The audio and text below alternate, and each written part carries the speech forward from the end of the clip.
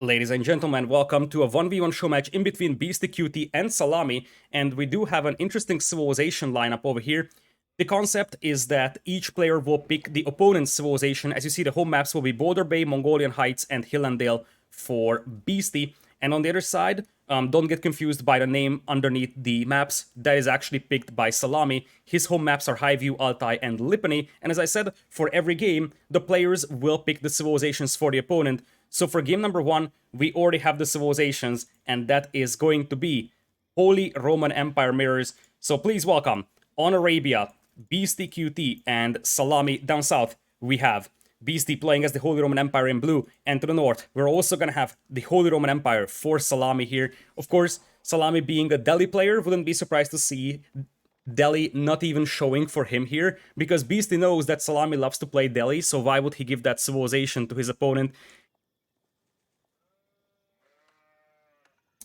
I'm looking to sponsor a tournament for 4 top players. Sure, if you have anything like that, feel free to reach out to me on Discord. I'm more than happy to discuss details, obviously, after stream. So, looking at Szalami here, he's opening up for the Prelate, whereas down south, we're also going to have a Prelate coming in for Beasty. He's moving out to the gold mine with Frey villagers only. He is placing a house on that gold mine, and this is something that you see more and more, because by having a house over here, it's a little more difficult for the enemy units to jump on and surround your villagers. Obviously, once you have a ton of enemy units nearby, it's also going to be more difficult for villagers to escape if they get surrounded, but it's a little more difficult for the opponents to surround all your villas once you have like 10-15 villas in here. So that's part of the reason why you're building that house nearby. Looking at the bases of the players, you do have front gold mines for both players, and 2 wood lines at the back for both. Berries at the back as well, very nicely positioned over here for Beasty, and berries to the left side for Szalami. So fairly balanced maps over here. Both players have their hunts on the front as well. So let's look at the relics positions. We have 1 relic in the southern corner, 1 on the northern one. We have 1 on the left, 1 on the right, and 1 a little closer to the base of Szalami. So Szalami is probably a little luckier with the relic spawn, but aside from that, it is a very, very similar spawn over here. We have 2 scouts working right now for Szalami, and on the other side, Beasty is only operating with 1. So whenever you look at the Holy Roman Empire, that second scout has a much more significant importance than for other civilizations, and that's because you want to live off those sheep that are being boosted by the prelate. So adding a second scout is going to give you more sheep, and that is going to mean that your food eco is going to be very good with the prelate boosting it, and you can delay your farm additions by quite a lot. If you go for professional scouts, it's less important, of course, but I think in this matchup, you really don't want to go for professional scouts, so I would think that adding that second scout is a great idea here for Szalami. Beasty, of course, will have 1 extra villager over here over his opponent because of that, and he's going to lose his starting scout to the town center fire of Szalami. That's a disaster for Beasty over there.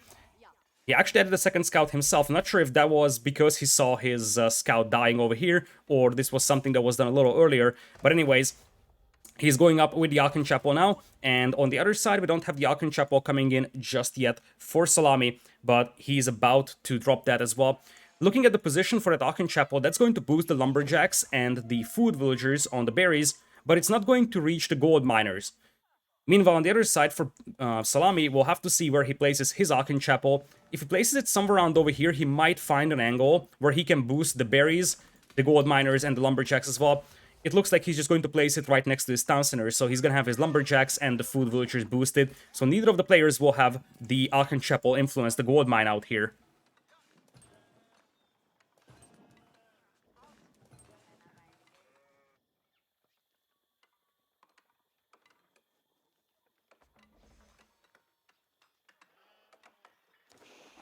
Frey villagers on the Aachen Chapel for Beasty. On the other side, you do have 4 building it for Szalami, so he's going to have a slightly faster feudal age over here, just now going for a lumber camp, whereas on the other side, you already have a lumber camp up for Beasty.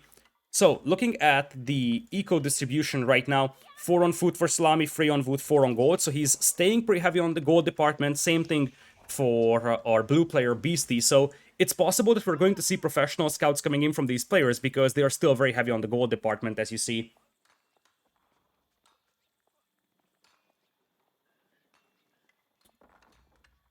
One prelate only for Szalami, same thing right now for Beasty. Whenever you have your gold mine off compared to the Aachen Chapel, so you don't have it inside its influence radius, you can actually justify adding a second prelate and just have one garrisoned in the Aachen Chapel and the second one boosting your gold miners. That's always a thing that you can consider. But for the time being, that's not something that we are seeing from either player. I'm looking at the hunts. It looks like Beastyqt is aware of this one on the left side. Szalami has 2 scouts roaming the map still as we are reaching Feudal Age in this very moment. Let's see if we are going to have a stable coming in for either player. No mill for Szalami, so there is no sign of professional scouts just yet for him. Whereas on the other side, for Beastyqt, also no mill. So once again, no professional scouts. It's possible that we're just going to see these players boom into Castle Age here at this point, because as things stand, I don't see any sign of aggression, production building whatsoever coming out from these players. Looking at their resource banks, it's 260 food right now for Szalami, 380 gold in the bank. Whereas on the other side, you already have 500 food for Beastyqt, so he's got a head start in there, and there is the first stable coming out right now. Now, we're playing on a patch where the movement speed of the scouts carrying carcasses have been nerfed, so adding a couple of horsemen could potentially deny the opponent from picking up carcasses. That might be the reason why the players are not necessarily aggressive picking up the carcasses, at least until now. And it looks like we're going to have horsemen coming out indeed for Beastyqt. He just wants to make sure that he establishes some sort of map control as Szalami runs into the town center fire of Beastyqt, and now he's going to lose one of those scouts as well. So both sides losing 1 scout for the time being. Szalami still having 1, just like his opponent Beastyqt for the time being.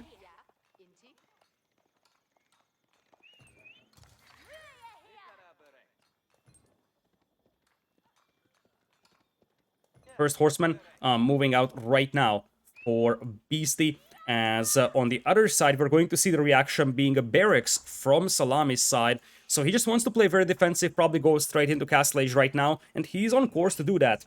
Look at that, it's already 700 food in the bank for him. He's grabbing the first spearman right now.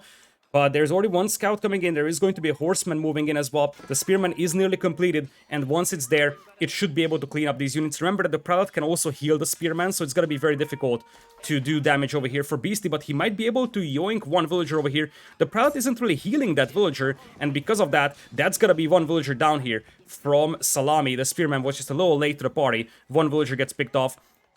Spearman not really active over here, as now it's moving in to try and scare away the horseman. Second horseman just now coming in. Szalami is not adding any additional spearmen, and this is only a standard Dark Age spearman. Not even the hardened upgrade is on it, so it's not gonna be good enough to deal with 3, 4, 5 horsemen once they come in, but for now it's gonna be able to scare away those 2 that came in. There's a second spearman just now coming in as the horsemen are once again charging in, dealing quite a bit of damage over here to the villager. Prelate now moving in to heal it, and the villager is still alive. Another poke coming in from the horseman. That poke is going to finish off the villager. The prelate's healing power was insufficient, and it looks like Beastyqt is gonna get away with 2 villager kills over here. But the Ragnitz Cathedral is on the way for Szalami, whereas on the other side, if you look at Beastyqt, he's going to Castle Age as well. So those 2 horsemen really paid off here for Beastyqt. I thought that this is going to delay his Castle Age, but in reality it really didn't. Because now that you're reaching Castle Age at the same time, having 2 villagers over your opponent is quite a decent advantage over here for Beastyqt. If this delayed his Castle Age, then it would have been a little more problematic, because, of course, once the Ragnitz Cathedral is in, you can start carrying in the relics, and you see Szalami is moving out with the first prelate, supported by the spearman. Beastyqt's got the horsemen around, trying to intercept some prelates, but as you will see, the spearman should be able to kill those horsemen and take the relics. Second prelate also moving out, as now you're seeing a mill being dropped by Szalami as he's running out of food underneath his town center. He's got some auto time on that town center, probably because he's out of food. Yep, Szalami is out of food entirely, so he can't make villagers. So not only did he lose 2 villagers over here, he is also gonna have some idle time, and that's going to push him even lower on the villager department. There is already a 3 villager difference between the 2 players. Prelate now moving in here. There was 1 horseman that got killed, and Szalami is gonna have the first relic picked up already. There is a relic being picked up as well down south by Szalami, supported by spearmen.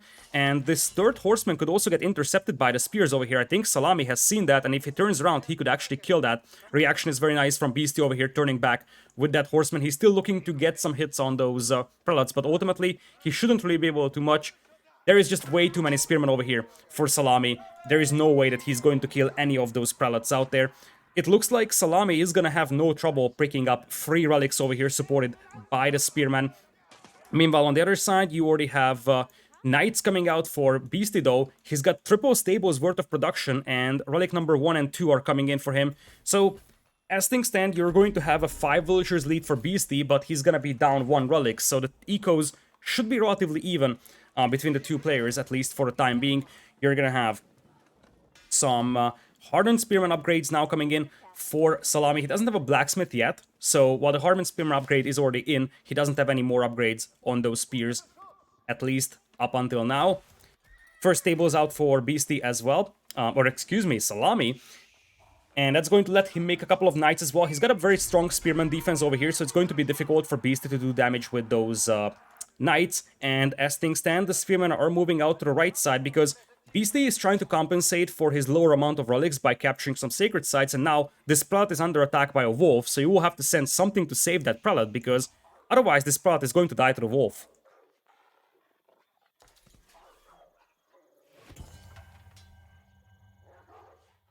Prelate currently at 18 HP, you still need 5 more hits from that wolf, and the knights are closing in, so this prelate will be saved by those valiant knights over here. It was a pretty close call though. On the right side, the sacred side is being neutralized by Szalami, as Beasty is going for the one in the middle. He's got quite a lot of knights going for him. Blacksmith also is in it. He's grabbing the attack upgrade first. Looks like he's going full cavalry over here, which will give him the advantage in mobility.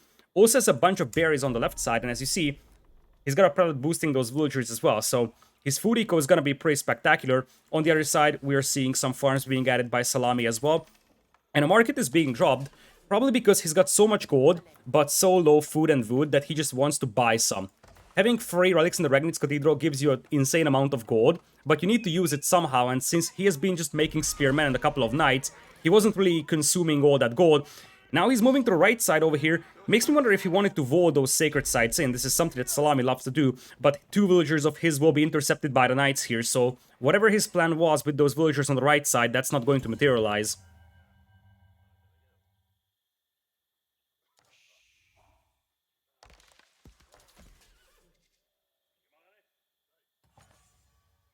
In the middle, knights from Szalami are once again neutralizing the sacred side, as the spears now have the veteran upgrade, so you gotta be very careful here for Beasty. Charging into the base of the opponent, here comes 3 knights. This will be spotted by Szalami, but he hasn't reacted to it just yet, and there's a chance for a scout to be killed, potentially even a prelate, and there are some knights moving in from the north as well. So, nice 2-pronged attack over here from Beasty. He's going to pick off the prelate over here. That would be a massive win if he were to be able to take down that prelate, and he indeed does. So really, right now he's tearing apart the attention of Szalami over here. On the right side, there are some knights moving in, harassing the lumberjacks, and on the left, you also have a couple of knights moving in to kill the prelate. Now you see the knights reacting though, and on the right side, you also have Szalami with the sacred side. So Szalami has a ton of gold income here at this point, 1,000 per minute. Every other resource income in this game is in the favor of Beasty, but of course the 1,000 gold per minute is a massive amount of gold to work with, and with that market you can balance out your eco very nicely. We got James Dubberley, thank you so much for a Prime sub, I appreciate that a lot. Thank you, thank you. Now it's triple stables as well for Szalami. On the other side, triple stables for Beasty as well, but this is where things could get a little concerning for Beasty, because now it's triple stable knights versus triple stable knights, but your opponent also has spears, so he has the chance to swing the battle in his favor. Looks like a couple of knights from Szalami will be taken down on the left side. Knight numbers are still better for Beasty. Overall, 22 army for Szalami, 16 only for Beasty, but of course, most of these are knights, whereas for Szalami, most of these are spears. And there is the villager out here. Let's see if he's gonna try to vote that sacred site in. This is something that he loves to do. On the left side, knights move in, trying to get some damage done on those lumberjacks, but ultimately they all get cleaned up by the spearmen. As things stand, there's a 6 villagers difference in the favor of Beasty, and he's coming in with the signature move of Beasty, and that is Walls. I'm actually surprised it's not Stone Walls. He's just gonna play 4 Palisade Walls, Wall himself in, and just try to outboom his opponent. Knights once again moving in on the lumberjacks. Spearmen are back home, but they're a little out of position, and this could be a disaster. Knights ready to jump on those lumberjacks, and there is no one home to defend them. Instead, they're going for farmers, and that could make life a little easier for Szalami. Reaction is quite slow over here, though. There is a second villager going down. A third villager could be taken down as well. Spearmen are not even turning back to clean this up. Uh-oh. This is troublesome here for Szalami. That's 3-4 villagers killed. A lot of villagers idled on the farming eco as well, and there's just no spearmen here to clean this up. Beasty's knights are now going to start slaughtering the villagers on that wood line, and that's gonna be a ton of dead villagers out here. At this point, for Beasty, you completely ignore those knights and just go for lumberjacks. The spearman just went on a walk, and, well, I guess there could be a benefit of that as well, because there is a counterattack going in here, so a lot of things happening at the same time. Slowly but surely, Szalami is cleaning this up inside his base, but his entire eco is idled. Whereas on the other side, though, the gold miners of Beasty are idled as well. There is also Prout moving out here to heal up these forces in here. I wonder if Szalami has the siege upgrade for the spearman and he wants to make a couple of rams. Instead, it looks like he's just running straight past the town center of the opponent. He wants to go in for the kill. Here come the spearmen, and it looks like he's trying to burn down the farms over here. The Prelate is being targeted by a town center right now. The Prelate was sort of forgotten about as he's just chilling right next to the town center of the opponent. Both sides have just a tremendous amount of idle time at this point. The Prelate gets picked off by the town center, and now you gotta wonder if those spears will actually burn down the farms, because that's something that you can do very easily, and that can hurt the opponent's food eco a lot. On the right side, Beasty tried to wall in the sacred side, but the walls will be burned down by the knights at a quite rapid pace. Spearman will still be able to intercept the knights over here. Both players have a pretty wacky eco at this point, a lot of idle time for both. But that 1000 gold per minute is helping Szalami a lot. It's only 700 gold per minute from the relics and the sacred side for Beasty.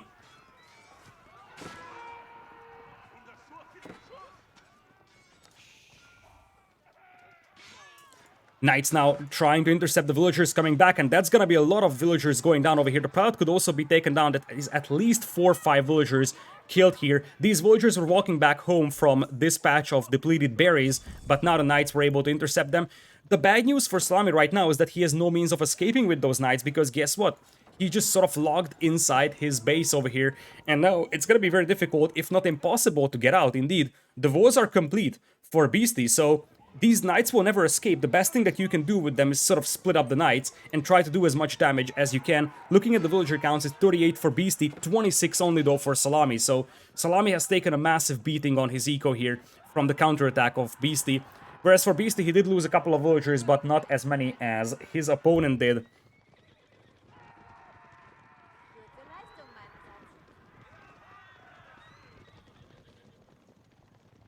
Moving into the right side are the knights. You're also going to have them potentially jumping on this wood line. Nice quick pause coming in here for Beasty, and this could be perfect. If those knights can actually get over here, and indeed they can, they could be surrounded by the knights of Beasty, and that is exactly what Beasty wanted to do. Look at how he's blocking the escape path.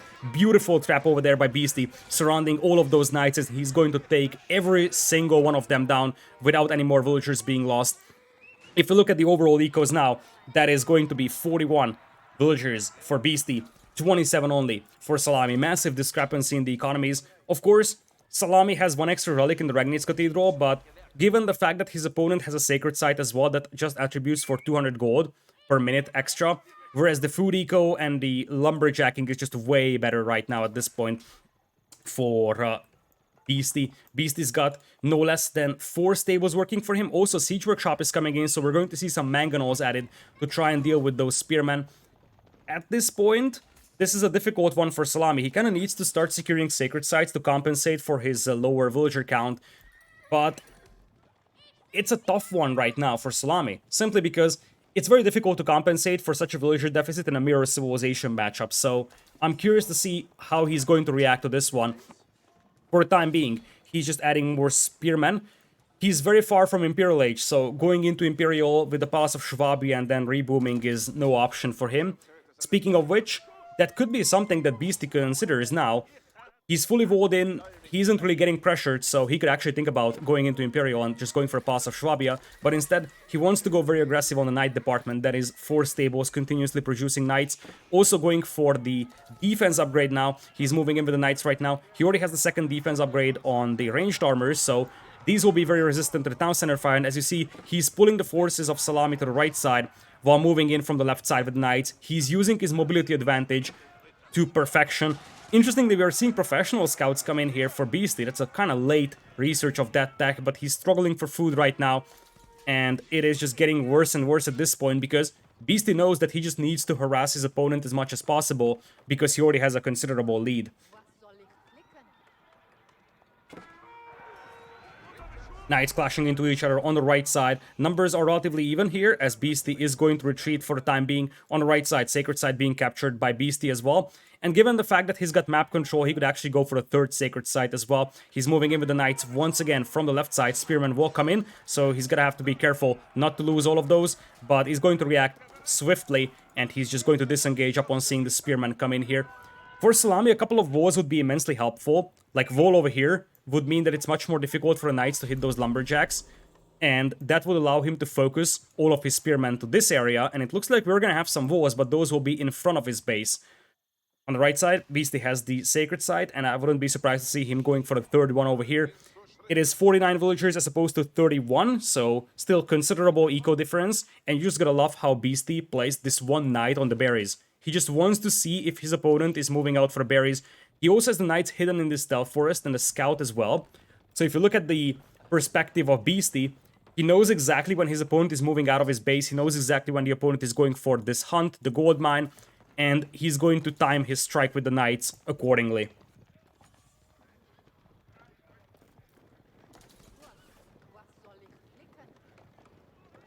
Knights now moving in from the right side once again, and simultaneously from the left side. So while on the right side they clash into the spearmen and the knights, on the left side they will be able to take down 1, 2, 3, 4 villagers underneath that wall. Once again, Szalami is just struggling to keeping his eco alive over here. Spearmen are reacting to these knights, but every single raid that comes in here for Beasty is just killing 3, 4, 5 villagers, and that's pushing Szalami into a deeper and deeper hole. In fact, if you look at Beasty right now, he's getting close to Imperial Age, and when he gets there, he's gonna have the Palace of Swabia, and he's always gonna have the villager advantage over his opponent in this game.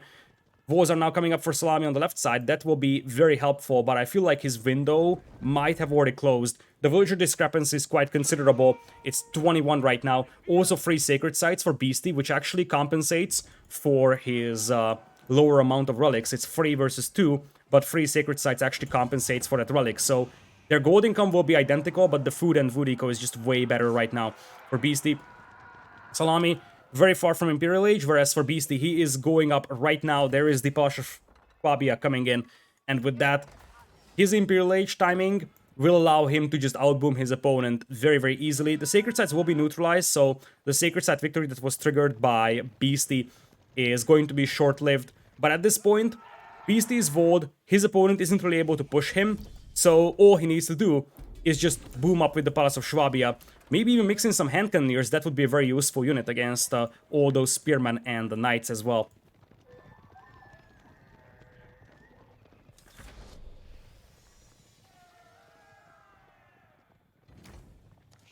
And it looks like we have the game called as Beasty reaches Imperial. Szalami is going to tap out. No surprise about that one. He knows exactly how much behind he was, and he knows exactly that Imperial Age means Palace of Swabia. For Beasty, ultimately, it wasn't really about the Imperial Age, it was about this villager discrepancy that was just there for such a long time. You see, starting in like minute 5 or so, right after the players hit Feudal Age, the villager difference was already there. Beasty was able to kill 1 or 2 villagers with the horsemen, and then after that it just started snowballing, and once we get to like mid-castle age, it just got worse and worse with those knights swooping in. Ultimately, this was the deciding factor. That's where both Beasty and Szalami ran into each other's economies, intending to kill a lot of vills, but Beasty was much more successful doing that. So, as you see, Szalami lost a lot of army over here, his knights got cleaned up as well, and he never really was able to take down as much eco as he hoped for. In the end, it's 65 kills for Beasty, 32 losses, but the economy difference is where it's at. 3,000 more food for Beasty, 1,000 more wood as well. More gold for Szalami, but of course, that's because he had the free relics in the Ragnate's Cathedral. But overall, 62 villagers versus 42 at the end of the game. Beasty takes game number 1 on Arabia.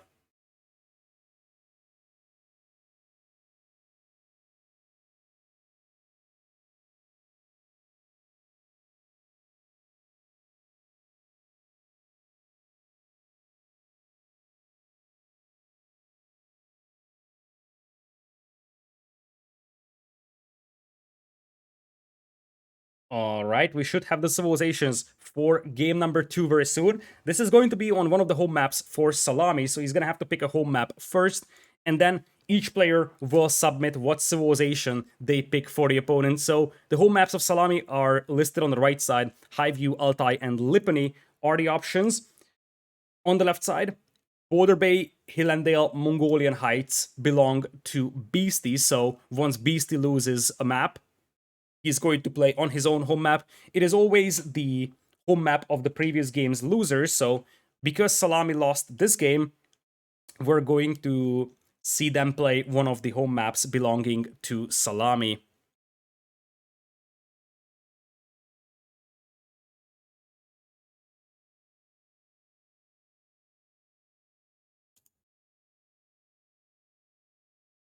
All right, it looks like we have the selections in. And it is going to be Lipany. So we're going to an open map over here. We have Highview as well, of course, for Szalami. So he's got 2 open maps and 1 slower paced map, Altai, out here. We already have the civilization selection from Szalami's side in. So we're going to have the civilization selection from Beastyqt come in a moment as well.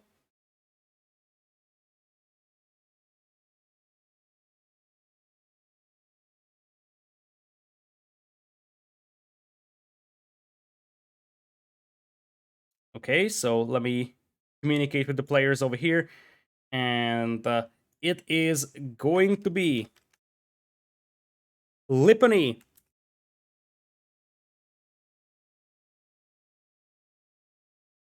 With French versus Abbasids.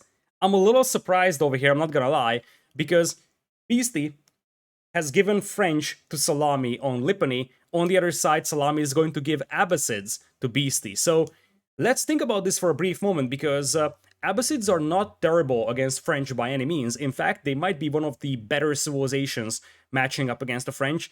And remember that this is a best of 7, so ultimately, you're trying to give weak civilizations for the opponent, or civilizations that are not necessarily suitable for a given type of map, but you have to pick 7 out of 8 civilizations no matter what. So at some point, you're going to have to give a civilization like French, for example, and given the fact that Szalami is so good with Delhi, I would assume that Beasty is going to skip that civilization. So, of course, French on open map is quite powerful, but it's not like you have a lot of options to choose from, right? You probably don't want to give Rus to them. You probably don't want to give Mongols to them. So you're trying to give something like French, for example. And the reason why that could be intriguing is because on an open map, you might expect your opponent to pick Abbasid for you. And if you feel like the Abbasid versus French matchup is favorable for the Abbasids, then you can sort of pick French for your opponent just because you're anticipating him picking Abbasids for you. All right, we do have game number 2 up already. So let's jump straight into game number 2. We're going to the first home map of Szalami. That is going to be Lipany. Ladies and gentlemen, welcome to game number 2 in this best of 7 show match between Beastyqt and Szalami. A show match where the players are picking the civilizations for the opponent. This is the first home map of Szalami, which is Lipany. Up north, we're going to have Beastyqt with the Abbasid dynasty in blue that was given to him by Szalami. And on the other side, Szalami was given French by his opponent, Beastyqt over here. He's going to be playing in the red. The map looks quite interesting because basically, the way that Lipany works is that you have a bunch of cliffs spawning in the middle, but the layout of the cliffs actually make it very, very intriguing because you basically have one crossing in between the players, and it's not even really an open map. It actually feels a little bit like a map like Mountain Pass, for example. So you basically have one crossing here in the middle, this higher altitude area with quite a lot of forests, some gold mines as well, and you also have these sort of outskirts regions over here where you have 1-2 sacred sites, some big gold mines as well. But ultimately, most of the fighting is gonna go on in the middle. This is actually a map that could also favor Beasty's playstyle because he loves to play these slow games, sort of crawl forward with walls. And this map could actually be very suitable for that because it's easy to wall off the left side, easy to wall off the right side, and just focus in the middle.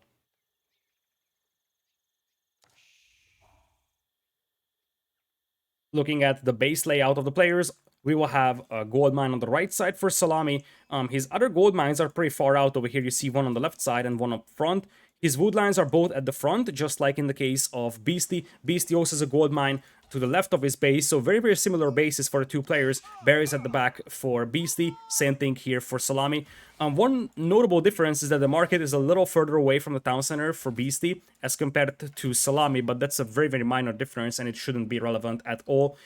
On the right side, you have a patch of berries with deer close to it for Szalami, and this could be beautiful to drop a mill at, because you could take the hunt and then take the berries as well, as we got the Svertias with the tier 1 sub. I appreciate that, thank you so much for the support. And up north, you do have double hunt patches for Beastie, so both hunts spawning very close to each other. This could really justify making a mill over here, simply because this is just such a great position to center your food eco at, and it's actually fairly well defendable. If you make a wall here, potentially make a wall here, and wall off the right side, this would be a very, very secure food eco for you, which would be very nice, especially given the fact that with the Abyssids you would also have the berry bonus, so if you have the access to these two hunts plus the berries, you will have a great food eco at the beginning of the game. Looking at Szalami, he went with 2 scouts over here. Only 1 scout is being trailed by sheep, but that's 8 sheep that he has managed to collect.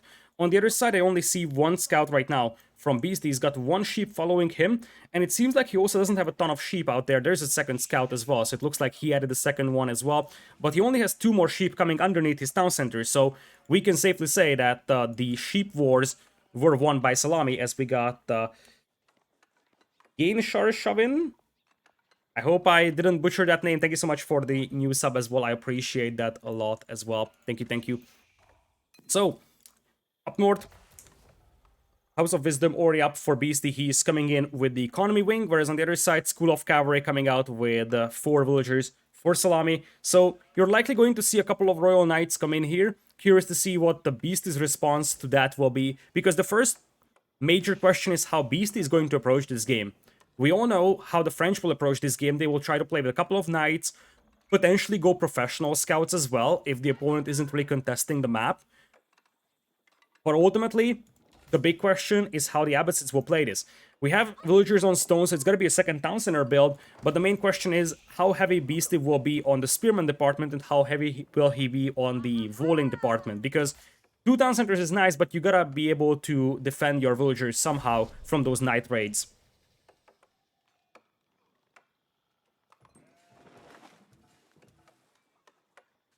Szalami up to Feudal Age right now, and he is not coming in with a single military unit just yet.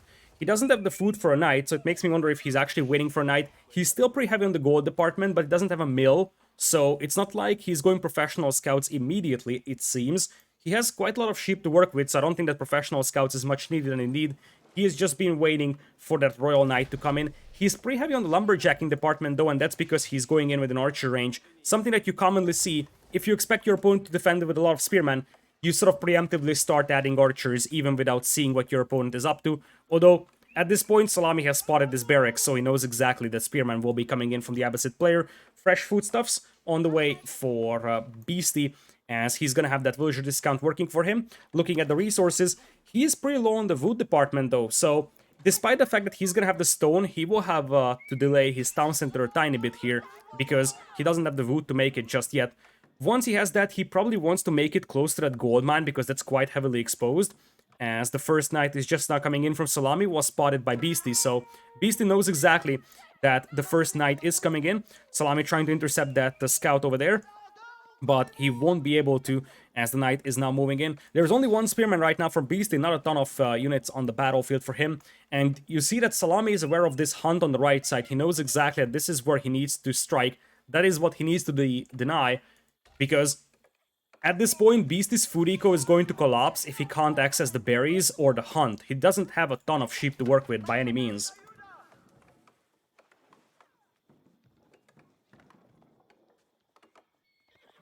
On the right side, Knight is moving in, trying to chase away that scout. Looks like the scout will get away, as we're seeing an archer move up as well. That archer is gonna make life pretty difficult for Beastie, as the second town center is now coming in, because those archers will be able to pick off the spearmen, and once you have those taken down, the knights can swoop in, kill a couple of villagers, and then go back, heal up using chivalry, a technology that Szalami hasn't researched just yet. A mill is just now coming in for him, as he's also running low on sheep now.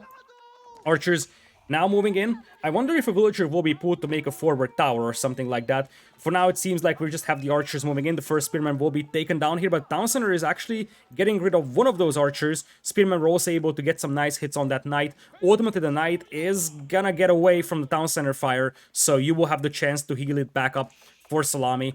Looks like this aggression didn't yield any villager kills. Only one spearman fell in this battle. Second spearman is gonna be under attack though, so another tiny bit of damage taken there by Beasty, but ultimately not a ton of damage done right now to him, and it seems like Szalami's archers are running into the Town Center fire for Beasty. That is going to be 2 archers down, third archer could go down as well. That is just a disaster over there, because at this point, that's 3 relatively expensive units being taken down. Archers are not particularly expensive, but for early feudal age economies, especially when you're also making knights, that's not ideal to lose 3 archers like that. Vows are coming in on the right side by Beasties, trying to rush them up, but the knights will actually get through that wall. There is actually a tiny bit of section that's missing, and because of that, the knights will get through, pick off a villager out there, and this will allow Szalami to keep this position open for the time being.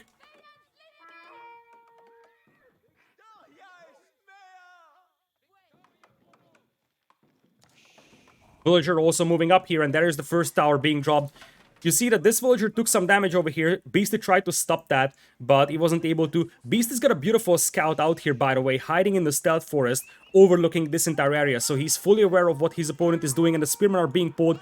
They will just try to focus down that villager as much as possible. This villager only has 30 HP, so the spearman could potentially rush it down. Not a ton of archers over there for Szalami, so these spears actually get some nice hits on those knights, but ultimately the archers arrive to the battlefield, picking off the spearmen, and now the tower is going up, and this is going to be troublesome for Beastie because his other forest isn't really secure either, so this tower is going to be very concerning. It's going to deny the wood income, and it's going to deny the hunt here as well. Not necessarily ideal by any means for Beastie. He's currently sitting at 34 villagers, his opponent is at 32. Remember that the French have faster training villagers, so it takes a lot more time for the Abbasids to carve out a villager lead with 2 town centers. Knights are now moving in on the left side. Multiple knights are heavily damaged over here, but they're being healed by Chivalry as we speak. 2 villagers go down from Beastie, and that is going to pretty much make it even on the villager department. Knights will now have to disengage though, because many of them are weak. Beastie is focusing down the one that's weak, and he's going to take down 1 knight over there. We're gonna have a house being built right now by Beastie, coming in with a couple more spearmen for the time being.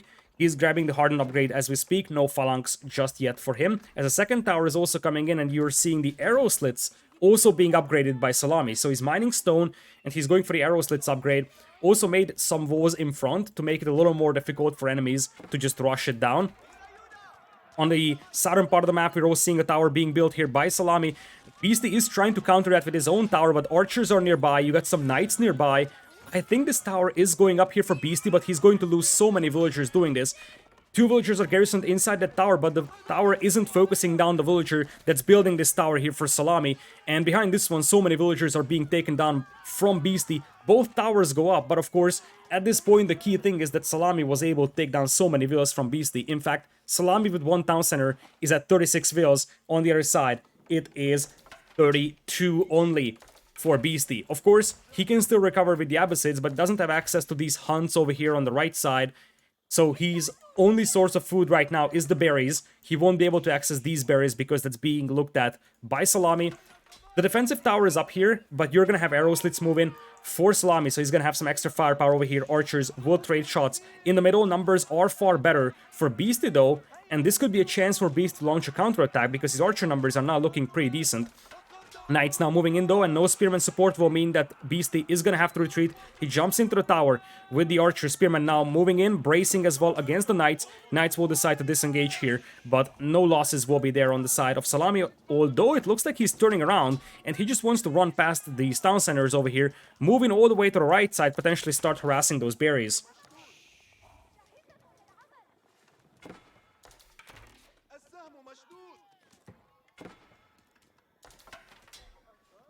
Gold mine will also be towered over here by Szalami, so it is pretty difficult right now for Beastie to access extra resources. Szalami losing another archer here, potentially to the tower fire. He has lost quite a lot of units already though, but his KD is still positive because he's also killed quite a lot of villagers from the opponent, so ultimately he has to be happy with where he's at right now. Looks like Beasty is going to relocate his lumberjacks to the forest on the left side, but this is wide open for raiding for those knights. Another tower is coming in here for Szalami with a new villager that's being pulled. On the left side, Beasty is walling up, so he wants to play the long game over here, just try to hold off this aggression and try to really capitalize on that 2,000ers. Right now, the villager count is pretty much identical, 41 versus 43 is the count.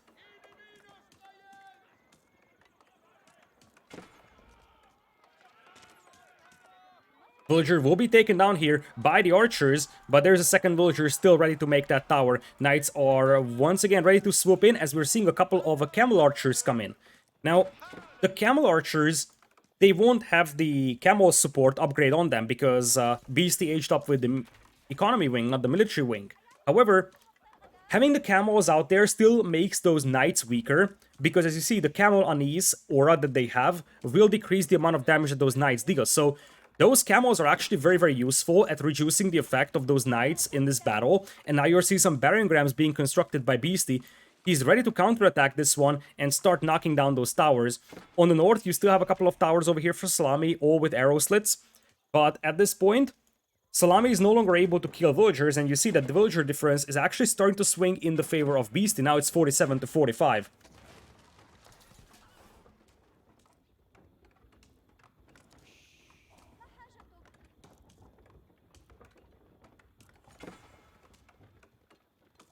First ram now popping out.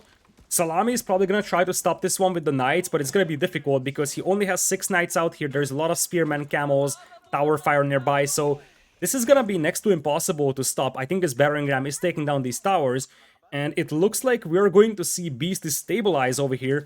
And since he's got walls in the middle, it's going to be very difficult for Szalami to push him now. Looking at Salami's eco though, he's getting close to Castle Age. If he stops consuming gold, which is something that he's not doing right now, he's still making knights, consuming quite a lot of gold, he could actually think about Castle Age, and then that would allow him to set up a very nice forward position, start mixing in some men-at-arms potentially against those spearmen and the archers, and now he actually finds a very nice way here. Look at that. Look at what Szalami is doing. He's chopping down trees over here, opening a path for the archers so they can hit the lumberjacks. That's a very, very clever way of playing this one. Beautiful idea. He's chopping down trees, opening up a path here, and this could be a great idea. Chop through on the left side as well, send in the knights, because he's struggling to hit those lumberjacks otherwise, but if he can open up a way on the left side, that could change the story entirely. Now, the spearmen will be able to clean up those archers over there. Some more archers are arriving on the battlefield for Szalami, but the amount of spears is starting to get concerning for him, and now he's gonna have to retreat here in all certainty. The spears having a pretty decent fight over here. Knights doing their best against them, but of course, remember, the camels with the camel unease aura, they will make it much more difficult for those knights to take this fight, and this was not a good fight for Szalami at all. He's getting pushed back by the forces of Beasty in a quite rapid manner. And it looks like it's gonna be even a resign from him. He saw the 2,000ers, he knows exactly that his opponent is booming like crazy. He took a turbo fight, and now he's realizing that there is no chance for him to push the opponent's base. So Szalami is just going to tap out over here. Somewhat surprisingly, the villager count was actually pretty close between the two players. I don't think that Szalami was aware that his villager count was so good, because after 15 minutes, having like a 5-6 villager advantage for the Abbasid player is perfectly fine if you're playing the French. I think he expected way more villagers from his opponent. In reality, the eco for Szalami was actually better than the economy for Beasty, but of course he didn't know that. All he saw is that he lost his knights, he lost his forward position, and now his opponent is on a 2,000er boom. So that's why he taps out over here. Szalami taking another loss over here. This time, it is against the Abbasid dynasty, and this is what I was referring to. If you expect your opponent to pick the Abbasid dynasty for you, then you can actually think about giving them the French, because you know that the Abbasids are actually a pretty decent civilization when it comes to countering the French.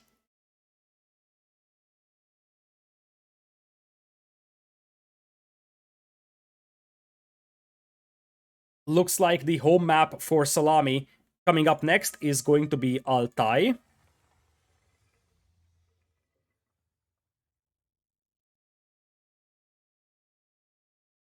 So for Altai, what do we have as civilizations on our mind?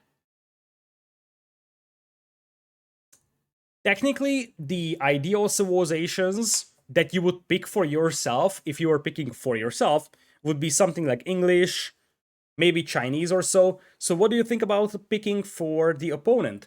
You probably don't want to give them something like Abbasids, because this map could actually favor booming quite a lot, so you don't really want to give them a strong economy civilization. HRE is off the charts for both. You don't really want to give Delhi to the opponent here. This could be something like Rus being given to the opponent, honestly, because Rus want to use their mobility on open maps, and Rus is actually, it's not a bad civilization for Altai, but their mobility component will be reduced quite heavily on Altai, so Rus could actually be a reasonable idea here. So yeah, you don't want to give something like Abbasids, Chinese to the opponent, probably not Delhi even. We do have these civilizations though. It is going to be Rus versus Mongols. So it looks like Szalami is giving Mongols to Beasty, and Beasty is going to give Rus to Szalami. I like the Rus pick, but the Mongols pick is a little concerning, because, of course, on this map, Altai, you want to have strong economy civilizations, civilizations that are great at booming, great at this stationary defensive gameplay. But Mongols have such a good early aggression that you gotta wonder if that's a good idea to give. Now, one thing that you have to keep in mind is that you will have to give 7 out of 8 civilizations to the opponent if we go to game number 7. So at some point, you might have to give Mongols to the opponent. And let's be honest, one thing that Mongols don't have is Vols. So while their early aggression is still great on this map, you have to respect the fact that they don't have Vols. So it's going to be difficult to Vol off these crossings. And remember that Beasty loves to play with his Vols. So there is definitely some legitimacy in Szalami giving Mongols to Beasty on this slower paced, more defendable map. Now, is it going to be an easy game for him? Not at all, of course, because Mongols are still good with early aggression, but you gotta wonder if there was any other map where Mongols would have been legitimate to give to the opponent, right? So, indeed, an early aggressive civilization is never great to fight against, but it's probably better to give Mongols to your opponent on this map than it is to give it on something like Highview, for example. With that being said, I welcome you to game number 3 in this best of 7 between Beastyqt and Szalami. On the right side is Szalami playing as the Rus in red. That was the civilization given to him by Beastyqt. And on the other side, Beasty's gonna have the Mongols in blue. Now, this is the nerfed Mongols, so their towers cost more now. They start with less wood, so it's a little more difficult to put up a ton of aggression early. Whereas on the other side, you're gonna have the Rus that doesn't have stone walls, but they do have fortified palisade walls. In fact, I'm just now realizing we're actually seeing a matchup where neither of the sides have stone walls.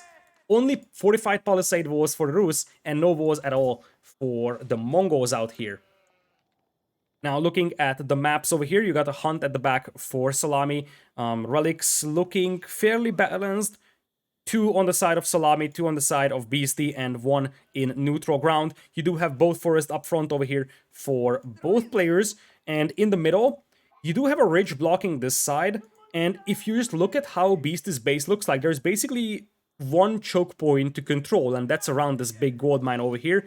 Whereas for Szalami, it's a little more open. He's gonna have to vote a lot more if he wants to make this happen. The Khan is now moving in to try and pick off some hunts over here and deny the bounty from his opponent. As you see, the Khan is going to need 3 shots to take down the deer. That's actually one of the drawbacks of having a Khan over a scout, because unlike the scouts that just need 2 arrows, the Khans need 3, so it takes a little more time to take down those hunts with a Khan. Looks like this patch is going to be taken down though. As things stand, Szalami is taking down his own patch of huntables. He's currently at 100 bounty. There is still a patch over here with some wolves around, and there is also a patch that has been cleaned up already. So, as things stand, it looks like the bounty for Szalami is probably going to be around 200-250 at maximum. Looking at the hunting cabin, he's already coming out with a couple of extra scouts over here. So he is going to get some extra sheep for himself. He's going to have a higher probability of finding wolves because there is still a couple of wolves lying around. So you could easily get to like 300 bounty even if you find a couple of wolves out here. For now, he's at 140. A couple of sheep were indeed taken down by Beasty with the Khan. That's actually a pretty nice move over there because remember, a sheep being killed also gives 5 gold to Szalami. And of course, The bigger thing is that that's a lot of food to work with. Golden Gate being rushed up by Szalami with 4 villagers out there, whereas on the other side, for Beasty, he does have an Ovu, but no barracks, no stable whatsoever. Makes me wonder if Beasty is actually going to play something like a fast castle style approach with the Mongols, and just try to play maybe Mengadai Lancer. That could be a nice composition. We have seen Mengadai Lancer being able to beat the Horse Archers very effectively, and that could be an idea over here. Looks like Szalami is finding that wolf right now. But this patch of Huntables will be taken up by Beasty. He added an extra scout using his town center, so at the end of the day, it's only going to be 170 bounty for Szalami. He's going to take another wolf. That's going to push him to 195, but it's not going to be a ton of bounty, and he doesn't have the tier 2 unlock just yet. That's the biggest problem right now for him. Because with the Rus in 1v1, you want to get to that tier 2 bounty, because you want to have that extra food income from your food getters, and you also want to have that extra gold trickle from your hunting cabins. Looking at Szalami, he's almost up to Feudal Age, whereas on the other side, we're seeing the Deer Stones come in for Beasty with 3 villagers constructing it. We haven't been talking about the town center spot for Beasty, but that's actually beautiful. It's right next to a wood line, right next to a gold mine. It's pretty far off from food, but for the time being, this is a great town center spot to work with for Beasty.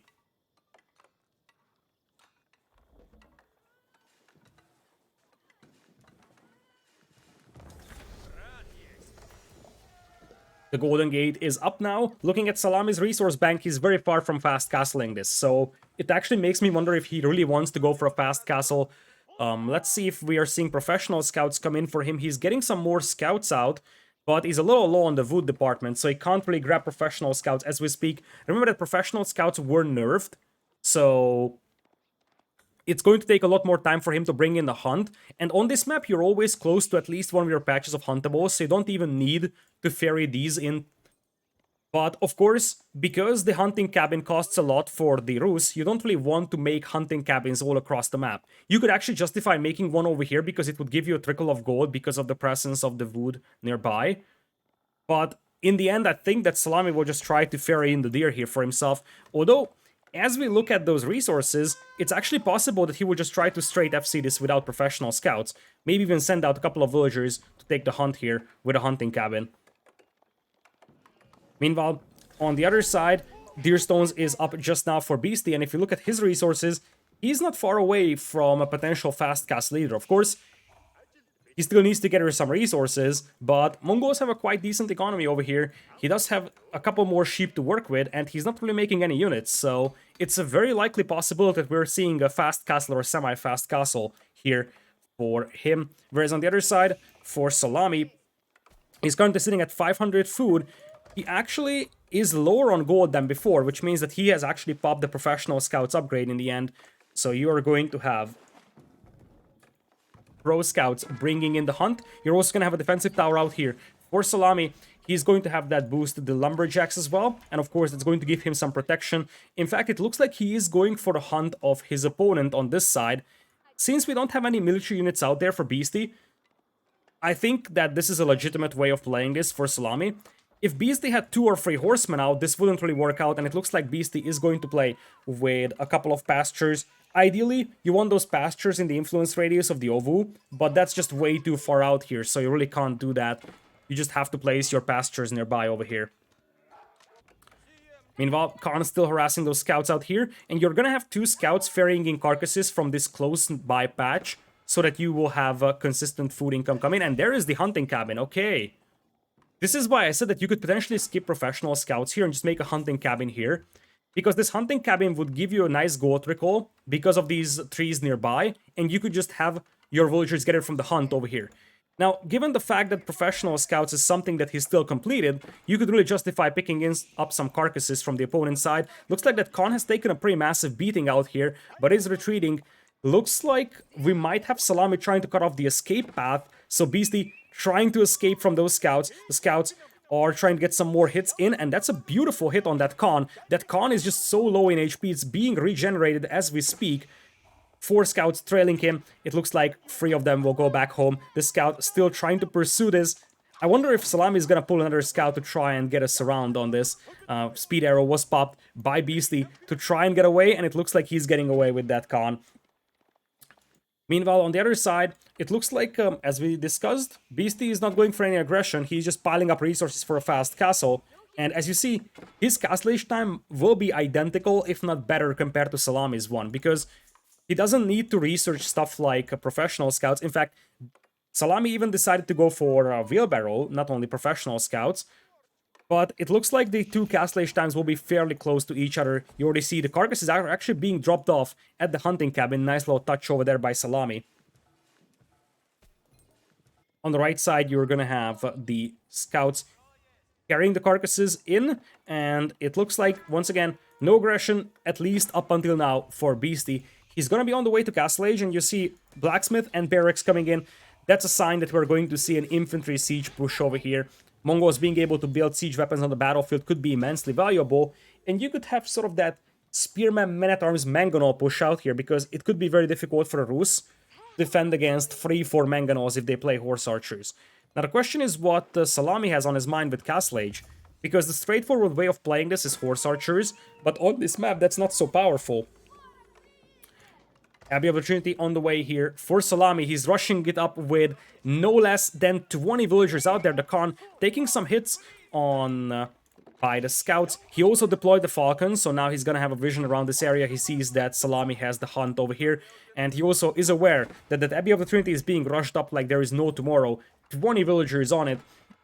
Now, one problem for Szalami is that he won't have the gold for a single warrior monk. Once the hunting cabins trickle in some more for him, he's gonna have it, but he won't be able to pop out a warrior monk right at the beginning. As you see, he's missing some gold for that, so that's not so ideal. And it looks like we're going to see a bit of everything. Barracks, range, stable, perfectly balanced as all things should be. As the first couple of warrior monks come in, it looks like Szalami sought some resources so that he can actually afford a couple of warrior monks out here. Khan still being active, now Veteran Khan as well, which means that it's going to do a lot of damage. Veteran Khan is a massive power spike for a Khan. It's going to make it much more powerful with 12 base attack. Looks like we're seeing some horse archers come in, but the beauty of the horse archer play is that you need a lot of horse archers. 3 or 4 horse archers won't do much here, so you gotta wonder if this 3 buildings over here will be worth it. I think if you just commit fully to horse archers, that's actually better than just placing one out of each production building and then hoping that you will have a nice combination. Meanwhile, on the other side for Beasty, it looks like he's going for double spearman, double men-at-arms. He's also going for a prayer tent, so he wants to pick up the relics. He likely will be able to pick up 2. The big question is the one in the middle. It's being guarded by a couple of spearmen right now. On the right side, there is a villager moving out that's gonna get intercepted by the Khan. I wonder what this villager was up to, but it's possible he tried to wall off this sacred site and just secure that for Szalami. The warrior monk will be able to bring back 1 relic over here. The second one is likely gonna get picked up as well, as a villager is moving up to the left side as well. Once again, you gotta wonder if he's just trying to wall off the sacred sites and cap them, because that's gonna be a very nice source of gold. Now we got some horse archers moving into the right side. Another villager is being pulled to try and wall off this sacred site. Khan shouldn't be able to deal with 2 horse archers over here, so you're probably going to have to retreat here for Beast. He's going to try to micro his heart out here. He also popped his attack speed arrow, but ultimately the horse archers should be able to deal with this Khan, or can they? Looks like the Khan is going to retarget itself to the villager, and that villager is also going to get picked off here. Oh, what a disaster. What a disaster there for Szalami, and now the Khan can probably run away. Can he? Look at the jewel of the century. The Khan is still there, and the Khan is going to take this down. This is the hero Khan out there. Oh, the hero Khan. This guy has been alive for a long time, and he has just been doing so much. It looks like the plan to make the walls here was all the way up here by Szalami. Quite ambitious. Villagers being pulled. Spearmen are guarding this right nearby. They should be able to intercept the villager here. I value the effort here for Szalami, but as I said, he doesn't really have the military presence to deal with this Khan out here, or the men-at-arms mangonels whatsoever. So, I really wonder what his plan was making all these production buildings, because, like, he's got a stable, but it's not really making anything at this point. We are gonna have the second relic move in for him. Men-at-arms and mangonels already coming in. We have a couple of knights, some spearmen, some men-at-arms as well, but not a very large army at this point for Szalami, and he could be under attack by a couple of men-at-arms and mangonels very soon. As you see, an outpost is being placed all the way up top here. This is a beautiful position for Beasty to be in, and he's going to start opening up on those lumberjacks. The knights should be able to repel those men-at-arms for the time being, but as I said, this army is a little ragtagged over here for Szalami. It's a bit of an everything, but really it's not just one consistent army of knights or horse archers or anything like that. Men-at-arms will not perform that well against the knights though, and as you see, for the time being, Szalami is repelling this attack. There is also crossbowmen out here, and that's helping immensely. That one crossbowman is able to deal so much damage. Those men-at-arms, Mangonel is now setting up to try and deal with those horse archers and the crossbowmen. A couple of torches are being thrown in the direction of the Mangonel as the villagers come in to repair. For now, the aggression stands strong for Beasty, and it looks like Szalami is just going to tap out here. Feels bad, man. Feels bad, man. So, where did this go wrong? Because that's the main question right now.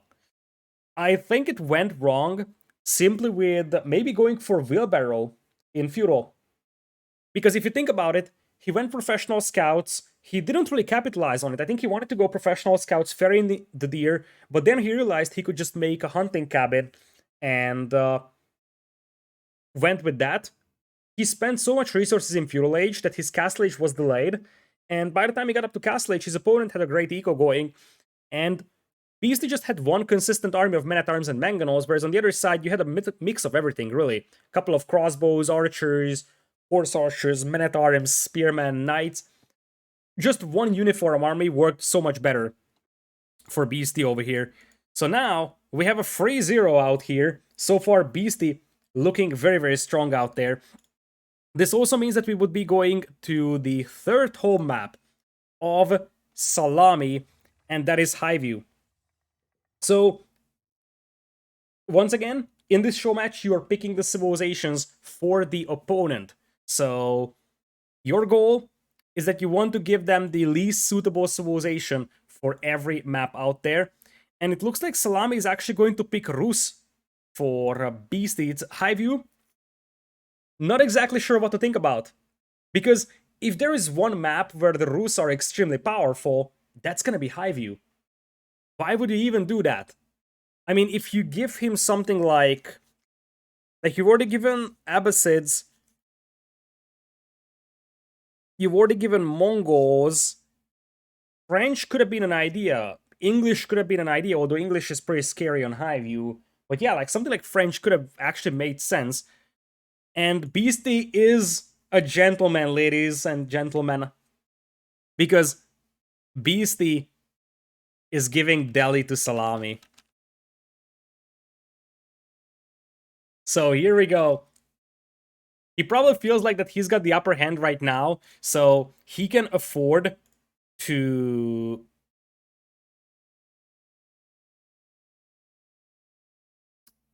give the Delhi to the opponent. We value that. We value that. Alright, so it is going to be Rus versus Delhi. This is a must-win here for Szalami. This is a must-win. It's his favorite civilization. So, let's see what he has on his mind.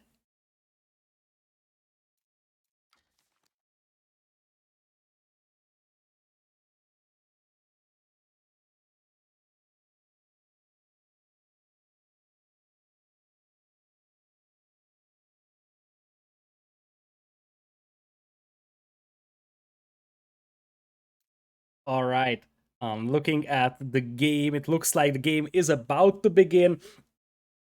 Rus versus Delhi on Highview. So, if Szalami wins, we're going to one of the home maps for Beasty. In fact, the only way that we get to 7 games now is through the home maps of Beasty.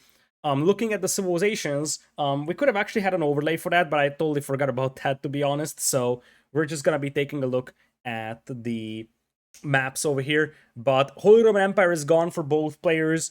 Rus is now gone for Beasty, as well as French.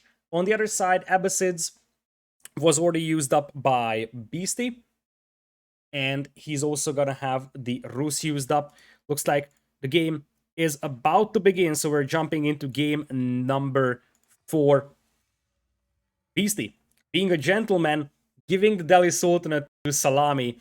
That is Salami's favorite civilization. Curious to see how that's gonna go as we jump into high view. So, welcome to high view. On the left side, we're going to have Beasty playing as the Rus in blue. And on the right side, you're gonna have Szalami playing as the red Delhi Sultanate. His favorite civilization, that majestic golden elephant statue in his town center represents that a lot. He's going to open up with the berries, immediately going for wheelbarrow. This is something that you see very commonly from the Delhi players. They have a berry gathering bonus, and of course, because they drop the mill immediately, they can start researching wheelbarrow right after start. Whereas on the other side, you're going to have an early lumber camp being placed and a hunting cabin as well for Beasty. Of course, Rus on this map is just extremely powerful. You're going to have a ton of wolves to work with, ton of hunt as well, of course. So you are almost guaranteed to get to like 300 or 325 bounty over here for a Rus player. For now, Szalami is opening up with one scout. He's taking down one patch of huntables out here. He's got a second scout going as well, but he didn't aggro that wolf. He is going for the deer most likely. But on this map, you probably prioritize going for the wolves instead of the hunts, because there is so many wolves out there and they are actually much easier to gather gold from than it is to gather gold from the huntables, especially for Rus, of course. The Delhi can't gather gold. It's just about denying the gold from the opponent out there.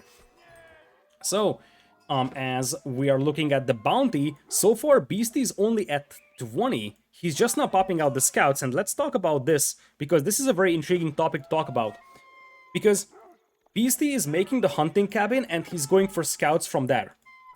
But that also means that by the time he gets his first scout out, his opponent is going to be able to do a lot with the two scouts that he already had, starting with one added on the town center. So because of that, Szalami actually has a head start killing the huntables, and it looks like Beasty is not going to have a ton of bounty to work with. He's going to get 2 wolves killed here potentially, and that's going to give him 50. And now he's moving to the north. There is 2 more wolves out there, 3 more wolves. So forget what I said. If these wolves are being taken down by Beasty, he's going to have a ton of bounty to work with. That's why Rus is just so powerful on this map, and it's somewhat puzzling why Szalami has actually given this civilization to his opponent, because that is 75 gold trailing the scout of Beasty out there, and there is 50 more trailing over here. There's a third scout as well that's being chased by one wolf, so that's actually going to be at least 150 gold coming in here in the next couple of moments for Beasty.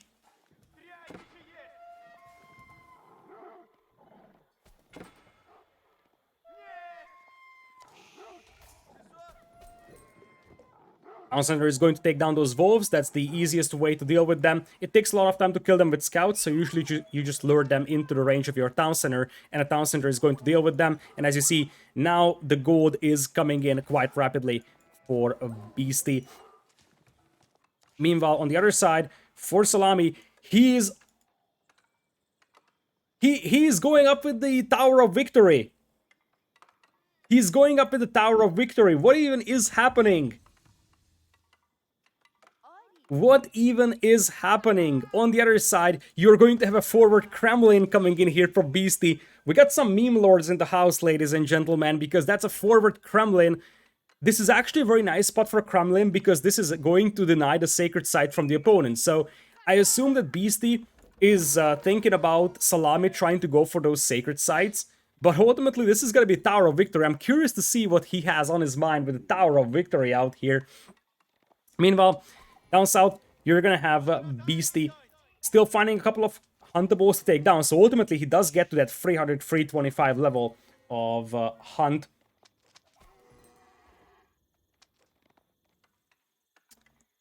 Tower of Victory being built by only 3 villagers, whereas on the other side, you are going to have the 5 villagers on the Kremlin.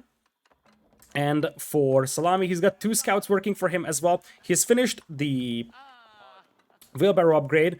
He's just now going for forestry. He's pre-having the food and wood department, but he isn't really on gold. So I wonder if this is going to be like a spearman archer regression from him. Anyways, You get 5 villagers on that Kremlin. That Kremlin is also going to technically improve your lumberjacking nearby, but you don't really want to chop trees nearby here. Although you could actually make a lumber camp here and chop this forest if you really want to. Makes me wonder if Beast is gonna do that. But there's the forward Kremlin, and now the scouts are swooping in. Professional scouts is probably part of the plan here for Beasty, as he will take away all these huntables out there. Meanwhile, the Tower of Victory is standing strong, a landmark that you basically never see. Part of the reason why is because it's a tiny bit bugged. It's technically supposed to give you 15% extra attack speed, but usually you're getting way less than that. Meanwhile, on the other side, defensive tower is up as well for Beasty on his wood line, so he's going to have a very nice lumberjacking working for him.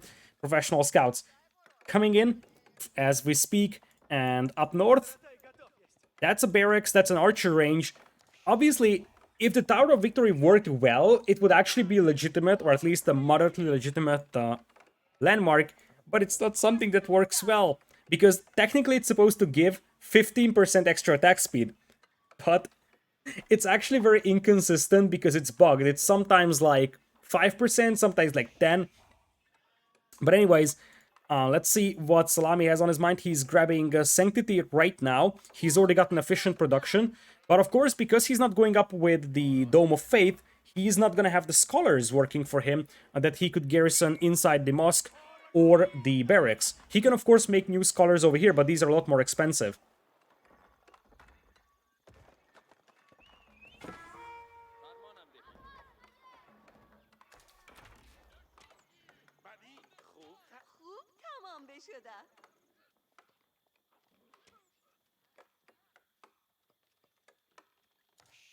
Down south, it looks like we're seeing the scouts moving away with the first couple of carcasses.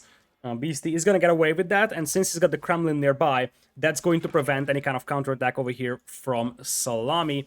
Meanwhile, for Beasty, he's going for double archer ranges, and on the northern side of the map, we have double spearman production, and you're also going to have the archer range coming in. So the Tower of Victory is actually going to grant, at least in theory, 15% attack speed boost to every single unit that ever gets into that influence radius. The other thing to talk about is that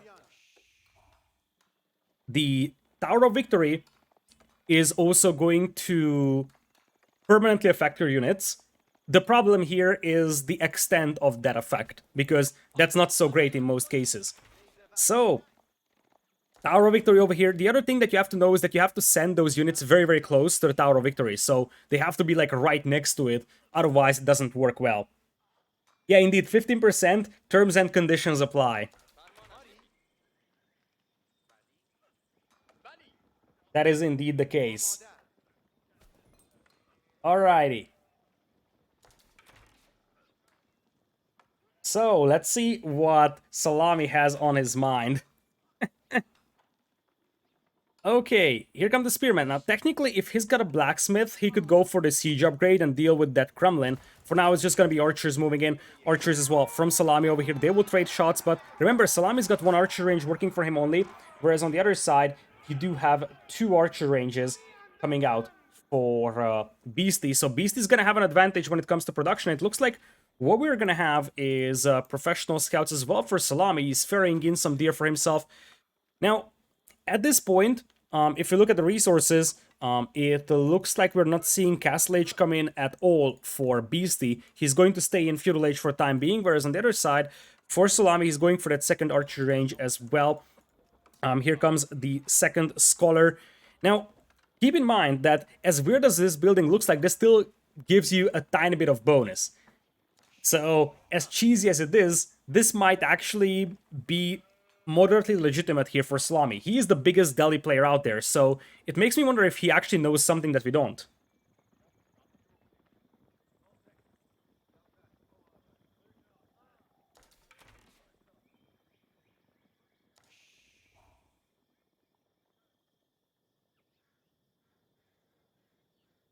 He's moving out to the right side with the archers. A scholar is coming in as well. A tower is being placed here by Beasty to try and deny the opponent from taking that, but that's going to be a villager picked off.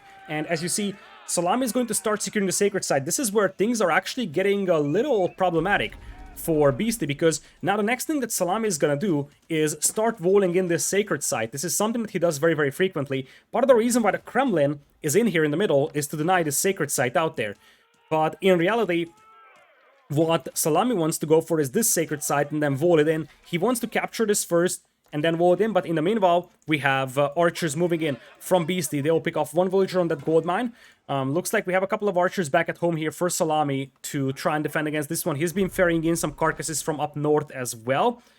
And on the right side, now the sacred site is under the control of Szalami. He hasn't started walling it in just yet, but he's going to take down the wooden fortress. Meanwhile, in the middle, archers are moving in as well. It looks like they will try to intercept this archer force from Szalami. So the most important thing right now for Szalami is that his opponent's army is mostly archers. So you gotta wall this in, because then the archers will struggle really badly at getting through those walls.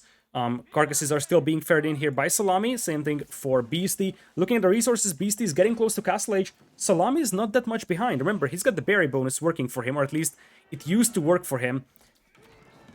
Looks like the archers are now moving up. Szalami is actually hiding his forces in those stealth forests out here. He's aware of the enemies coming in, but he doesn't want to fight this one just yet. Trying to hide his forces, but Beasty's got the scout nearby, so that's going to spot his forces. The scout goes down, the spearman will be taken down, but I wouldn't be surprised to see the archers just retreating. Looks like Szalami is actually going to try and take this fight over here. The numbers are way better right now for Beasty, and Salami's forces are getting cleaned up, but there are some reinforcements that are just now coming in. A villager is trying to run to the right side. It looks like this is a cleanup over here by Beasty's forces. He's at 17 archers up against 10. In theory, there is that Tower of Victory boost on those archers, but we'll have to see how much that is affecting this battle. Looks like this villager is actually making a run to the right side. Beasty trying to quick wall the villager in there to save it from the wolf, but the wolf is gonna get through those walls. The archers will all get taken down though, trying to pick that villager off. So the entire concept here for Szalami was to try and deny that tower from going up, but he's going to trade all his archers for that. Close to his base, he's actually going to take down a couple of archers over here. He doesn't have a stable for scouts production, and on the other side, we're not seeing a stable either for knights. So neither of the sides are really going for a ton of cavalry units over here, despite having a ton of archers on the battlefield. Looking at Szalami, he's got the food, but he's still pretty far away in the gold department from getting to Castle Age, whereas on the other side, Castle Age is about to come in here for Beasty. Once he gets there, horse archers will be a thing. And right now, I'm not exactly sure what Szalami has on his mind. He's queuing up a ton of archers though, so this might be a timing push. And keep in mind that mass foot archers are actually pretty decent against the horse archers of the Rus. So here the appropriate response from Beasty would be to go for men-at-arms or knights when getting to Castle Age, and not horse archers. For now, we're seeing a couple more archers come in, as it looks like Szalami will once again try to go for that sacred site on the right side. I don't see a scholar following up though, so it might just be to try and pick off a villager or something like that. Many archers on the battlefield for Beasty as well, as he's going to click up to Castle Age as we speak. Whereas on the other side, Szalami's got a ton of food and wood in the bank, but not enough gold to go up to Castle Age. He's floating so much though.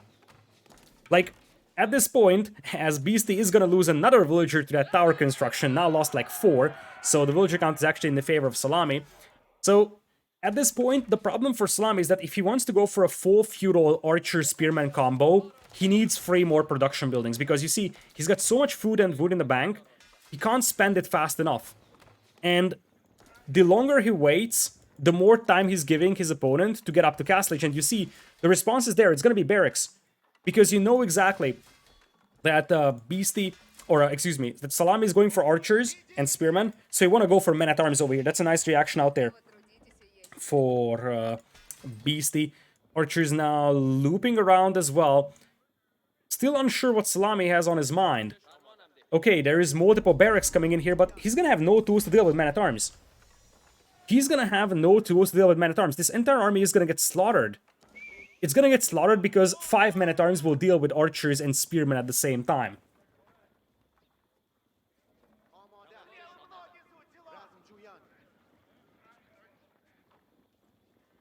Oh boy. Funnily enough, 41 archers and this many spearmen, this would have been a scary push if this was done 5 minutes ago. And he had the resources for a long, long time. Now he's going for efficient production. Just look at the horde. Look at that horde coming in. That's gonna be a brutal amount of units out there.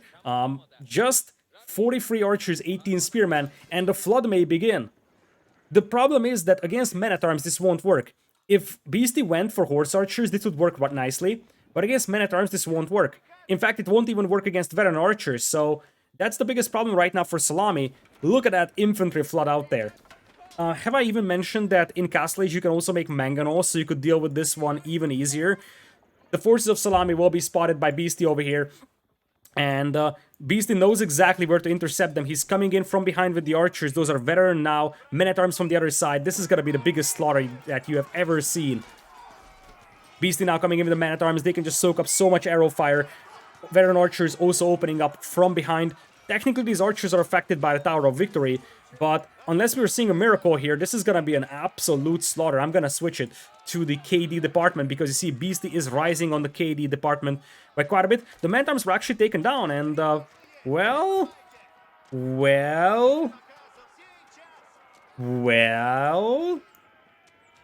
Szalami is repelling the first wave. So you're telling me there is a chance? I swear, if Szalami wins a game with the Tower of Victory against the Kremlin with Rus on high view, I'm going to scream. Like, that would be the most unbelievable thing to think about. And he had some good civilization matchup in the previous games. In particular, I think he had a reasonable matchup in the previous game on Altai. If he were to win any of the games, this would be the least likely to do. He's coming in with the spearman, he's burning down the Kremlin. Now the next wave of men-at-arms are coming in, supported by some archers. The problem here is that the men-at-arms are just so tanky, and this is not gonna be cost-efficient by any means here for Szalami. As you see, he's losing way too many spearmen, but he's got the numbers. He's got the numbers, he's just flooding his opponent. At this point, Szalami's at 73 army, his opponent is at 32.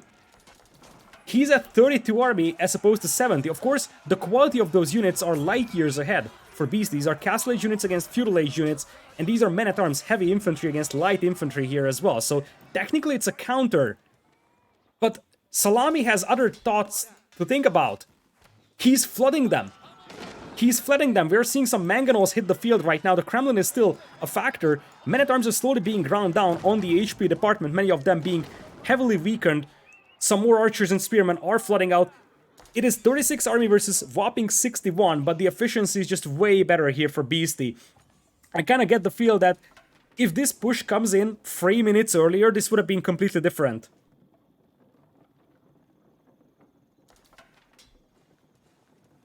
Szalami looking at 500 food in the bank. He's got the berries working for him, so that's a pretty nice source of food. If you look at the food income per minute, that's actually pretty much there. But aside from that, not much. Berries are still working out really well for him though, so as weird as it sounds like, as long as Beasty is not actively attacking him, there's a pretty decent economy set up over here for Szalami. If they can get to that gold mine and get to Castle Age, this would be a very interesting game. As long as it's full Feudal Age, I'm a little concerned for the position of Szalami, I'm not gonna lie. The other thing is that, as I said, once this berry bush patch gets exposed to just a couple of men-at-arms or something like that, this would be a disaster. Behind this one, we have 3 relics already in for Beasty, and I think he's going to bring in relic number 4 and 5. There is one up north that's going to be difficult to bring in, but the 4th one I think is already being ferried in as we speak. Yeah, it's going to be picked up in a matter of seconds. Mangonel is now in the Kremlin. Now with the Spring Golden placement being placed on top, you got some scouts nearby as well for Beasty, and he's, I think, aware of those villagers on the right side. Indeed, the men-at-arms are coming in. Many of these men-at-arms are weak, so the villagers will fight back. They don't mess around, the villagers are fighting back, and since many of them are weak, they... What did I just witness? What did I just witness? I mean, I thought there was at least 1 or 2 men-at-arms that were fairly powerful out there. I think it was like 1 villager traded to like 4 men-at-arms. Lol. Archers now moving out to the south from Szalami. There's a couple of men-at-arms to meet them in the middle. At this point, we're looking at 96 army for Szalami, 52 for his opponent. if Szalami was in Castle Age, I would say he's in a great position, but being full Feudal Age, it's a little bit sketchy. Now, the thing is that if you attack from multiple directions, you could actually cause significant problems here for Beasty, but Beasty's army being mostly mangonels and men-at-arms, that would be quite slow catching up, and you can sort of crawl up with your forces in the stealth forest. Beasty's gonna do what he needs to do in this situation, and that is start rolling up. Looks like the archers will actually sneak past, and this is not something that Beasty has spotted. If these archers can stay here and hit these lumberjacks or stone miners, there could be a legitimate chance of doing damage. Now, mangonels are setting up on the other hand though. Mangonel fire is coming in and this could be an absolute disaster for Szalami. He wasn't expecting 3 mangonels to be in there. Look at the amount of dead bodies. That is just like 50 units lying dead over there. 118 kills for Beasty now. Szalami is at only 50. He can heal some of his forces back up here, but that was an absolute slaughter. He wasn't expecting 3 mangonels to be in there. Meanwhile, in the middle, some spearmen are creeping up. They're being taken down by this man-at-arms, although, somewhat surprisingly, these spearmen actually do quite well here in this battle. The Kremlin has been repaired. On the southern part of the map, though, we have the archers moving in. Beasty doesn't have any mangonels nearby. He's coming in with one as we speak. Defensive tower is around. Mangonel gets the first shot out. Szalami is trying to pursue those villagers, but Beasty is just running away from there. The Mangonel gets another shot out, and all those archers are just going down. It would have been the craziest win ever if Szalami actually won this with just full Feudal Age archer spearman spam, but now it's turning into an absolute slaughter, as you would expect a Castle Age player versus a Feudal Age player. 165 kills to 53 losses. That is just crazy. That is crazy. And on the north now we're seeing some men-at-arms crawl up on the lumberjacks. Men-at-arms will probably push the berry villagers on the right side as well. There is still a fairly sizable force here for Szalami though. He's coming in with the spearman. Archers will start taking them down though. 4 mangonels around here, some men-at-arms as well. And the villagers are also being pulled. Szalami is going out with style as the mangonels will get a volley out on top of those vills. Every single unit that Szalami has is being brought in. A couple of minutes ago, he was at like 150 population. Now it's going down to 50. Szalami taps out. And it is gonna be a 4-0 victory for Beasty over here. Quite dominant, I must say. Oh boy, oh boy. Well, we have seen some crazy things in this game, that's for sure. It was Tower of Victory, Infantry Flood. I think that if this Infantry Flood actually comes in a little earlier, this could have been reasonable. So, like, look at the timing where they start to build up. It was around that 12-13 minute mark, just before Beasty reaches Castle Age. Now, if you look at the food count, the food in the bank for Szalami, for a lot of minutes, he had a ton of food in the bank, ton of wood in the bank. So, he could have started making this army or this push at like minute 9 or so, and then it would have been a lot scarier because then he could potentially overrun his opponent before Castle Age kicks in. Of course, once Castle Age came in, it just was a massive technology advantage. That first Mangonel volley killed like 40 units out there, and then this final fight just took down everything. 230 kills to 60 losses out there. The economies were actually fairly close out there, but of course, relic advantage was on the side of Beasty. He's got 5. And with that, it was a 4-0 victory here for Beasty. Interesting matchup here, I'm not gonna lie. I would have loved to see a little more competitive show match here, but it is what it is. Sometimes you just get some mismatches like this one. But, well, as you could see, this is how a show match with players picking civilizations for the opponent could go. We definitely had some interesting civilization matchups, so it is likely that we're going to do another show match with similar settings sometime in the near future.